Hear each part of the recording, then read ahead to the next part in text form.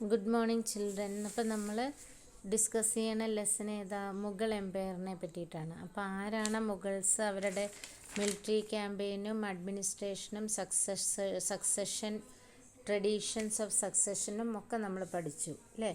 ഇനി അടുത്ത നമ്മൾ പഠിക്കാൻ പോകുന്നത് ജബ്ത് ആൻഡ് ജമീന്ദാസ് എന്നുള്ളതാണ്. അതിൽ ഇവരുടെ മെയിൻ ഇൻകം എന്ന് പറയുന്നത്, മുഗൾ റൂളേഴ്സിൻ്റെ മെയിൻ ഇൻകം അവർ കളക്ട് ചെയ്യുന്ന ടാക്സ് ആണ്. ഇപ്പം നമ്മളും ടാക്സ് കൊടുക്കുന്നില്ലേ? House tax, vehicle tax, road tax, land tax.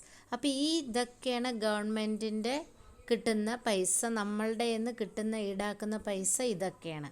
അതേപോലെ പണ്ട് കാലത്ത് തന്നെ ടാക്സ് കളക്ഷൻ ഉണ്ടായിരുന്നു ഈ ഫാർമേഴ്സിൻ്റെ നിന്ന്, കൃഷിക്കാരുടെ നിന്ന്. അപ്പോൾ അവർ ആദ്യം അവരുടെ ഹെഡ്മാനിന് കൊടുക്കണം, അവരൊരു തലവനുണ്ടാവും. അത് കഴിഞ്ഞിട്ട് അവിടുത്തെ ലോക്കൽ ഭരണാധികാരികൾക്ക് കൊടുക്കണം. അവരെയാണ് ജമീന്ദാസ് എന്ന് പറയും. ഇപ്പം നമ്മുടെ ഇതിൽ പറയുന്ന പോലെ പണ്ട് കാലത്ത് ജമീന്ദാർമാരായിരുന്നു. ചെറിയ ചെറിയ ഗ്രാമങ്ങളിൽ ഒരു ജമീന്ദാരാണ് ഭരിച്ചിരുന്നത്. അയാളുടെ കീഴിൽ കുറേ ഗ്രാമങ്ങളുണ്ടാവും. അപ്പോൾ അയാളാണ് അത് റൂൾ ചെയ്യുക. അയാൾ പറയുന്നതാണ് അവിടുത്തെ നിയമം. അപ്പോൾ ഓരോ ക്രോപ്പിനും അവർ ഫിക്സഡ് ടാക്സാണ് കളക്ട് ചെയ്തിട്ടുണ്ട്. അത് ഓരോ ഇത് ഫിക്സഡാണ് എമൗണ്ട്. ഓക്കെ.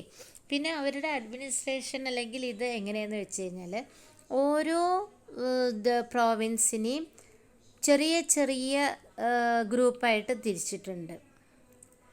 ഓക്കെ. അവർ എങ്ങനെയാണ് ഈ സബ് എന്ന് പറഞ്ഞ ആ ടാക്സ്, ഒരു റവന്യൂ സിസ്റ്റത്തിൻ്റെ പേരാണ് ജബ് എന്ന് പറയുന്നത്. അപ്പോൾ അതെങ്ങനെ കളക്ട് ചെയ്തിട്ടുണ്ടെന്ന് വെച്ചാൽ ഓരോ ഇതിനെ കുഞ്ഞു ഗ്രൂപ്പായിട്ട് തരംതിരിച്ചിട്ട് അതിനുള്ള റേറ്റ് എത്രയാണെന്നുള്ളത് അവർ ഫിക്സ് ചെയ്യും ഇൻഡിവിജ്വൽ ക്രോപ്സിന്. അങ്ങനെ ഒരു ഇത് കളക്ട് ചെയ്യുന്ന ടാക്സ് അല്ലെങ്കിൽ അങ്ങനെയുള്ളൊരു റവന്യൂ സിസ്റ്റത്തിൻ്റെ പേരാണ് ജബ്ത്. അപ്പോൾ ഇതിൽ ജമീന്ദാർമാരും കൃഷിക്കാർ ഇവരൊക്കെ ഇതിനെ എഗെയിൻസ്റ്റ് ഇതാവാൻ തുടങ്ങി, ഇതിന് സ്ട്രൈക്ക് ചെയ്യാൻ തുടങ്ങി. ഈ മുഗൾ അതോറിറ്റി അവരാണ് ഈ ജബ്ത് കൊണ്ടുവന്നത്. അപ്പോൾ അതിനെതിരായിട്ട് കാരണം ഇവർ ഓൾറെഡി ലോക്കൽ ജമീന്ദാറിന് കൊടുക്കുന്നുണ്ട്. ഇനി അതുകൂടാതെ ഇവർക്കും കൊടുക്കുക പറഞ്ഞാൽ പിന്നെ കൃഷിക്കാരുടെ കയ്യിലൊന്നും ഒന്നും ഉണ്ടാവില്ല. അപ്പോൾ ഈ കൃഷിക്കാരൊക്കെ ബഹളം വയ്ക്കാൻ തുടങ്ങിയപ്പോൾ അത് മുഗൾ രാജാക്കന്മാരുടെ സ്റ്റെബിലിറ്റിയെ ബാധിച്ചു തുടങ്ങി അല്ലേ. അതുകൊണ്ടാണ് നമ്മൾ പറയുന്നത് എപ്പോഴും കൃഷിക്കാരനെ നമ്മൾ ബഹുമാനിക്കണം എന്ന് പറയും. ഒരു കർഷകനെ നമ്മൾ ബഹുമാനിക്കണം. നമ്മളിവിടെ ഇങ്ങനെ ഇതിൻ്റെ പുറത്തിരുന്ന് കഴിക്കുന്ന ചോറ്, അരി, ഈ അരി പല വിധത്തിലും തരത്തിലും അരി അല്ലേ, നിങ്ങളുടെ വീട്ടിൽ വാങ്ങണ കണ്ടിട്ടുണ്ടാവും. ബസ്മതി അരി, പിന്നെ ബിരിയാണി റൈസ്, പിന്നെ ഇഡ്ഡലി അരി, പൊന്നി, സാദാ പൊന്നി, മട്ട, ചുവന്ന മട്ട എന്നൊക്കെ പറഞ്ഞിട്ട്. അപ്പം അതിൻ്റെയൊക്കെ ഈ വിധത്തിലും തരത്തിലും അരികൾ കൃഷി ചെയ്യുന്ന കർഷകരാ പാവപ്പെട്ടവരാണ്. അവർക്ക് ഒരു നേരത്തെ ഭക്ഷണത്തിന് പോലും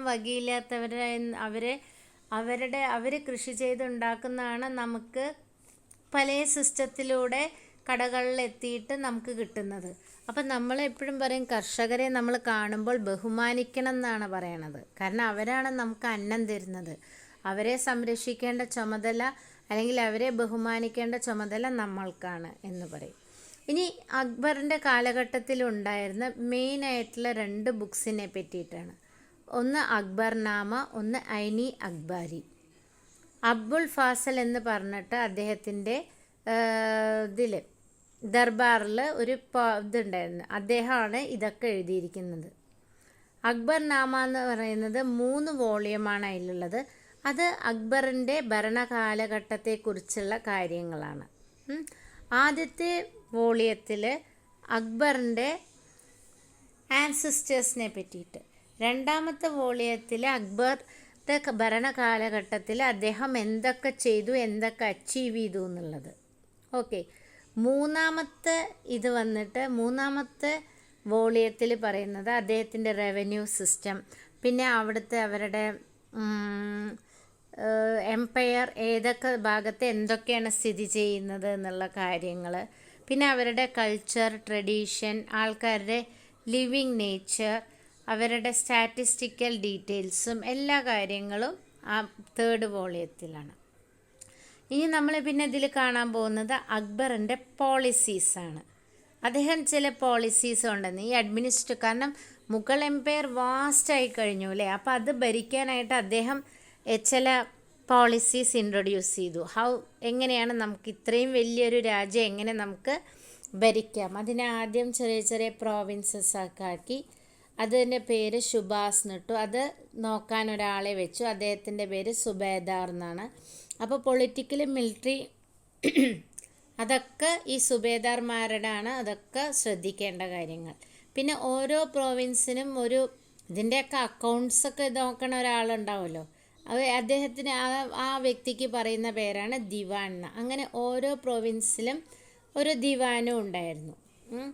പിന്നെ ഇവരെന്തിനാണ് ഈ മിലിറ്ററി ആൾക്കാരെയും പൊളിറ്റിക്കൽ ഇതിനെയൊക്കെ ഇദ്ദേഹം സംരക്ഷിച്ചു വെച്ചാൽ രാജ്യത്ത് ക്രമസമാധാനം നിലനിർത്താനും എല്ലാവരും എന്താ പറയുക സമാധാനത്തോടെ കഴിയാനും വേണ്ടിയിട്ട്. ഓക്കെ, അപ്പോൾ ഇവർക്ക് വലിയ ആർമിയാണ്, വലിയ ഇതാണ് ആൾക്കാരൊക്കെ ഉണ്ട്, സോൾജേഴ്സൊക്കെ. അതേപോലെ കുറേ പേരുണ്ട് ഇവരുടെ റവന്യൂ സിസ്റ്റം കളക്ട് ചെയ്യണത് നോക്കാനും ആ കാര്യങ്ങളിൽ ശ്രദ്ധിക്കാനൊക്കെ ആയിട്ട്. മനസ്സിലായോ? അപ്പോൾ ഇവരെന്ത് ചെയ്തു എന്ന് വെച്ച് കഴിഞ്ഞാൽ ഇതിൻ്റെ താഴെ നമ്മൾ പറഞ്ഞു ജമീന്ദാസ് ഉണ്ട്, നോബിൾസ് ഉണ്ട്. അവരെന്ത് ചെയ്തു എന്ന് വെച്ച് കഴിഞ്ഞാൽ അവർ തന്നെ സ്വയം അവരുടെ ഒരു ഗ്രൂപ്പ് ഉണ്ടാക്കിയിട്ട് അവരുടേതായ ഭരണഘടനയും ഇതൊക്കെ ചെയ്യാൻ തുടങ്ങി, ഭരിക്കൽ കാര്യങ്ങൾ തുടങ്ങി. അപ്പോൾ ഇങ്ങനെ ചെയ്തപ്പോൾ ഇത് ഇവരുടെ മുഗൾ സാമ്രാജ്യത്തിൻ്റെ ഏറ്റവും ഒരു വീക്ക് പോയിൻ്റായിട്ട് അവർ കാണുകയാണ്. കാരണം എന്താണെന്ന് വെച്ച് കഴിഞ്ഞാൽ അവരുടെ സ്വന്തം നോബിൾസ് എന്നൊക്കെ പറയുന്നവർ, ചീഫ്റ്റൻസ് എന്നൊക്കെ പറയുന്നത് അവരവരുടെ സ്വന്തം താല്പര്യങ്ങൾക്ക് വേണ്ടിയിട്ട് ഈ മുഗൾ സാമ്രാജ്യത്തെ ഒറ്റിക്കൊടുത്തു എന്ന് വേണമെങ്കിലും പറയാം.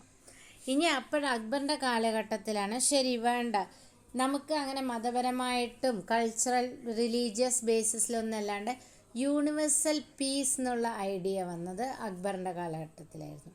കാരണം അക്ബർ മറ്റു മതത്തിലുള്ളവരുടെ കൾച്ചർ ആക്ടിവിറ്റീസും സോഷ്യൽ ആക്ടിവിറ്റീസൊക്കെ ഇൻട്രസ്റ്റുള്ള വ്യക്തിയായിരുന്നു. അതുകൊണ്ട് അപ്പോൾ അദ്ദേഹത്തിൻ്റെ കണ്ണിൽ എല്ലാവരും ഈക്വലാണ്. അപ്പോൾ എവിടെയും ഒരു ഡിവിഷനോ ഇതും അദ്ദേഹത്തിന് ഇഷ്ടമായിരുന്നില്ല. ഓക്കെ, അപ്പോൾ അങ്ങനെയാണ് അദ്ദേഹത്തിൻ്റെ ഐഡിയയിൽ നിന്ന് വന്നാണ് ഒരു ഡിസ്ക്രിമിനേഷനും പാടില്ല എന്നുള്ളതായിരുന്നു അദ്ദേഹത്തിന്. അങ്ങനെ അദ്ദേഹം ചില ഹോണസ്റ്റി, ജസ്റ്റിസ്, പീസ് അങ്ങനെയുള്ള 2-3 എത്തിക്സ് വളരെ മുറുകെ പിടിച്ചിട്ടുള്ളായിരുന്നു അദ്ദേഹത്തിൻ്റെ ഭരണകാലഘട്ടം. ഇനി അടുത്ത് നമുക്ക് നോക്കുന്നത് ഈ മുഗൾ എംപയർ 17th സെഞ്ച്വറിക്ക് ശേഷം എന്ത് സംഭവിച്ചു.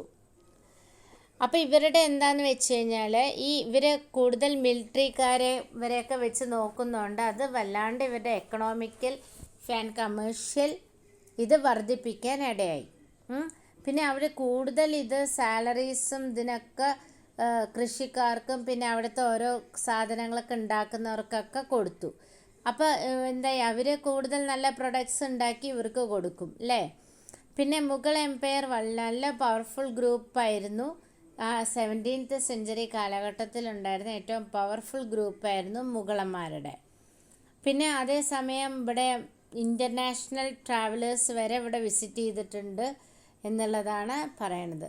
പക്ഷെ ചിലവരെന്ത് ചെയ്തു എന്ന് വെച്ച് കഴിഞ്ഞാൽ ഇതിൻ്റെ ഇടയിൽ കൂടെ എല്ലാ സ്ഥലത്തും പ്രോസ്പെരിറ്റി ആയിരുന്നില്ല, ചില സ്ഥലത്ത് പോവേർട്ടിയും എക്സിസ്റ്റ് ചെയ്തിട്ടുണ്ടായിരുന്നു എന്നുള്ളതും കൂടി അവിടെ എടുത്ത് അവർ പറഞ്ഞിട്ടുണ്ട്. സോ മനസ്സിലായോ നിങ്ങൾക്ക്? ഏകദേശം മനസ്സിലായില്ലേ? ഇനി നമുക്ക് അതിൻ്റെ പോയിൻറ്റ്സ് ഒന്നുകൂടി നോക്കാം. ജബ്ത് ആൻഡ് ജമീന്ദാസ്. Okay. The main source of income of the Mughal rulers was tax on the produce of the peasantry. Peasants paid taxes through the headman or the local chieftain known as zamindars. Okay. Then the tax was fixed on each crop in cash. Zabt. Each province was divided into revenue circles within its own schedule of revenue and rates for individual crops. This revenue system was known as Sat. Zamindars and peasants started rebelling against Mughal authority. Peasant revolts challenged the stability of the Mughal Empire. Next comes Akbarnama and Aini Akbari. Abul Fasal, courtier of Akbar, wrote both the books. Akbarnama, it is 3-volume history of Akbar's reign. First volume dealt with the Akbar's ancestors. Second volume dealt with the events of Akbar's reign. And the third, Aini Akbari, deals with Akbar's administration of the revenue system, the geography of his empire, details about the tradition and culture of the people living in India, and even the statistical details too. Now comes the Akbar's policies.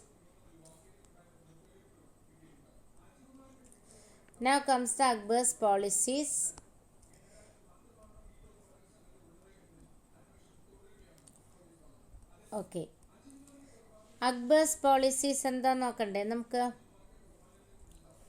Okay, the empire was divided into provinces called subas, governed by subedas. Both political and military functions are carried out by them. Each province had a financial officer or diwan. For the maintenance of peace and order in his province, the subeda was supported by other officers. Akbar's nobles challenged large armies, had access to large amounts of revenues. The nobles started independent network, and their loyalties to the empire were weakened by their own self-interest. Next comes the idea of universal peace. Akbar was interested in the religion and social culture of different people. His interaction with people of different faiths made him realize that they were often intolerant of another person's religious beliefs or customs. Their teachings created divisions and disharmony amongst his subjects. Now this led to the idea of sulh-e-kul or universal peace. No discrimination between the poles of different religions. He focused on a system of ethics, honesty, justice, and peace. Now, the Mughal Empire in the 17th and after. The administrative and military policies efficiency of the Mughal Empire led to the great economic and their income on salaries and goods. This benefited the artisans and peasantry. The Mughal emperors were extremely poverty. A group of people the Mughal emperors were extremely powerful in the late 17th century. International travelers described it as the fabled land of wealth. The same visitors mentioned above the poverty existed in the country. So, ഇപ്പോൾ മനസ്സിലായില്ലേ? So അതോടുകൂടി നിങ്ങളുടെ lesson കഴിഞ്ഞു. So you can go through the textbook. Any doubt, please ask.